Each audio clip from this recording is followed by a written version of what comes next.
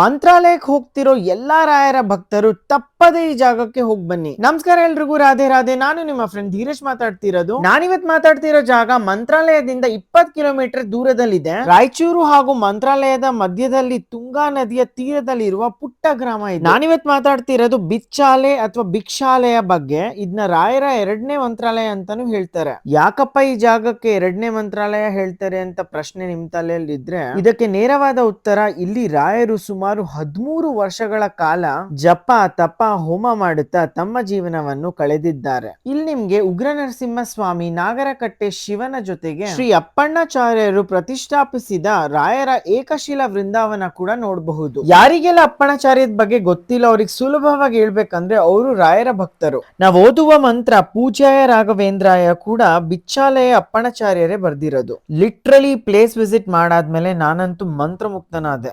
ಸಖತ್ powerful and peaceful vibes ಇತ್ತು. ಈ ಬೃಂದಾವನದ ಪಕ್ಕದಲ್ಲೇ ಶ್ರೀ ಬಿಚ್ಚಾಲಮ್ಮ ದೇವಾಲಯ ಕೂಡ ಇದೆ. ದೇವಿಯ ದರ್ಶನ ಮಾಡ್ಕೊಂಡು ಪಕ್ಕದಲ್ಲೇ ನಾಗರಕಟ್ಟೆ ಇದೆ, ಅಲ್ಲೂ ಕೂಡ ನಮಸ್ಕಾರ ಹಾಕಿ ಅನ್ನ ಪ್ರಸಾದವನ್ನು ಸ್ವೀಕರಿಸಬಹುದು. ಈ ರೀಲ್ ನ ನಿಮ್ ಫ್ರೆಂಡ್ಸ್ ಅಂಡ್ ಫ್ಯಾಮಿಲಿಗೆ ಶೇರ್ ಮಾಡ್ತಾ ಮಂತ್ರಾಲಯಕ್ಕೆ ಹೋದಾಗ ಈ ಪ್ಲೇಸ್ ನ ವಿಸಿಟ್ ಮಾಡೋದ್ ಮರಿಬೇಡಿ.